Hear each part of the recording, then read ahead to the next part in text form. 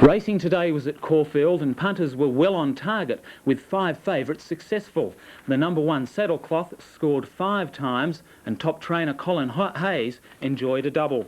The results now into race 1, Dare to Hope, ridden by Greg Hall at 3 to 1, paid $2.10 and 70 cents. In the GH Davey handicap, Ardale came in first, ridden by Malcolm Clark, 7 to 4 favourite, $1.50 and 80. The third, Damsel, 11 to 2, $3.80. And now to the 4th race, and your caller is Frank O'Brien. Lonely Knights and then past the hat, but in towards the 100 metres mark, and Brisk is going great guns over Namia Lass in second placing, and then Lonely Knights, and Brisk is going to be in trouble to win. It's Brisk scoring by 3.5 lengths to Namia Lass, Lonely Knights third, and they were followed home by Georgie's Son Impertinent. They're into the straight going to the... Brisk first, 9 to 4 favourite, the second favourite to get up today, $1.45 and 80. Now to the 5th. Escape King with Call Me the Breeze, Ranchita, but it's Lonely Dreamer in front, holding Lyndon Lark from Escape King, and then Ranchita, and Lonely Dreamer's home for Maund. Lonely Dreamer first, Escape King second, Lyndon Lark third. Lonely Dreamer, 7 to 1, paid $4.20 and $1.30. Now the 6th. Lady well back at the 200, and Baronia strikes the lead, shows the way here from Tie Up the outside, and then Nam Nam Pros and Shanghai Escapade, but Baronia in front of Tie Up in the closing part, and Baronia greets the judge. Baronia first, Tie Up second, Shanghai Escapades run third. The third favourite, Baronia, ridden by Steve King, 7 to 4 favourite. Now to the 7th. Hello Melbourne at the 200 metres. Princely Heart shows the way. Mandalium, Hello Melbourne, Right Aspect, all making runs. Princely Heart is pulling out plenty. Going well for Murphy, holding Hello Melbourne and Right Aspect. And Princely Heart greets the judge. Second, Right Aspect. Third, Hello Melbourne.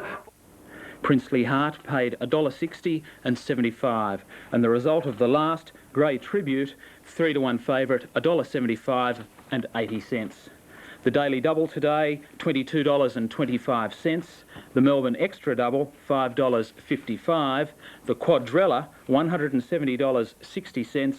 And for the Quad Extra, $225.85.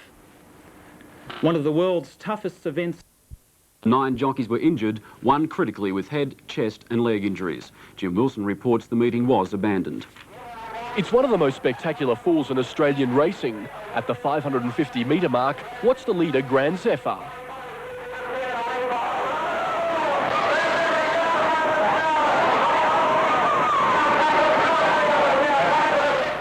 Grand Zephyr had triggered a chain reaction. In all, 10 horses tumbled to the ground in a massive pile-up. For a while, the scene resembled a battlefield. 8 jockeys were taken to Inverell Hospital with injuries ranging from broken limbs to a crushed kidney. But that wasn't the worst. 35-year-old Henry Cameron, who rode Grand Zephyr, was rushed to the Royal Brisbane Hospital with severe neck and chest injuries. One of the jockeys escaped injury. 2 horses, Jacaranda Prince and Butterfly Prince, were sadly put down. The others are okay. And the Paris to Dakar Rally is now well into the African leg of the event. Competitors today tackled Libya's southern desert region. Of the 241 vehicles that left Paris on Christmas Day, only 54 have retired, a record survival rate in the rally's history. In what can be monotonous countryside, the field were given an incentive today. Libyan leader Colonel Gaddafi allowed alcohol to be consumed on New Year's Eve, a privilege in Islamic society. Jim Wilson, National 9 News. Well, there's racing at Flemington tomorrow with the highlight of the 8-race card, the Standish Handicap. For his bet of the day, Bert Bryant goes to race 6, the Maidstone Handicap, selecting Royal Overdraft to be ridden by Darren Gauci. That's race 6, horse 3, Royal Overdraft. If you thought Melbourne's weather was tough for football fans, then spare a thought for 65,000 gridiron followers in Chicago. They poured in to see the Chicago Bears push closer to another Super Bowl with a 2012 win over the Philadelphia Eagles. But as you'll see, the fans didn't quite see what they went to see. As Chicago and Philadelphia's football teams squared off for their crucial playoff battle, a blinding fog descended on Soldier Field in the middle of the game, obscuring the view with a thick, hazy cloud. Any possibility of a view from the press box, our normal game coverage, is impossible. The announcers could not see the playing field, but apparently the players could see each other, so the game went on. For fans in the stands, the game was invisible. We know we're winning, but who are we playing now? Many wanted the game postponed until visibility improved. But the players were able to see about half the field, and officials ruled that was good enough. The fans came not only to watch the game, but also to watch Eagles coach Buddy Ryan continue his running feud with former boss Bears coach Mike Ditka. But they couldn't even see each other. In spite of the fog, the Bears pulled off a win, proving again it's tough to beat the team with a home fog advantage.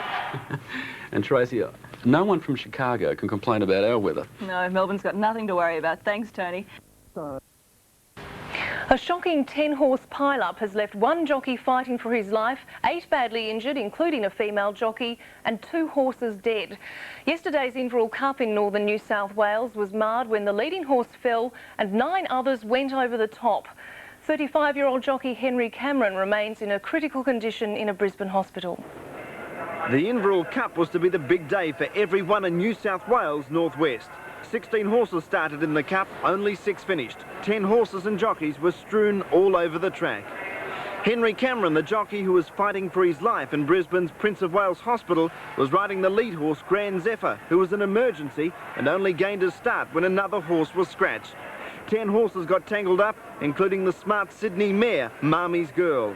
35-year-old Cameron suffered a fractured right femur, neck and chest injuries. 3 other jockeys suffered broken wrists, 2 broken collarbones, including female jockey Julie Shepherd. 1 hoop had injuries to his jaw and 2 severe bruising. 2 horses tragically had to be destroyed.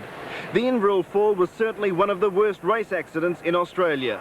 Dan Malicki, 10 News. Aboriginal Affairs Minister Jerry Hann says he's personally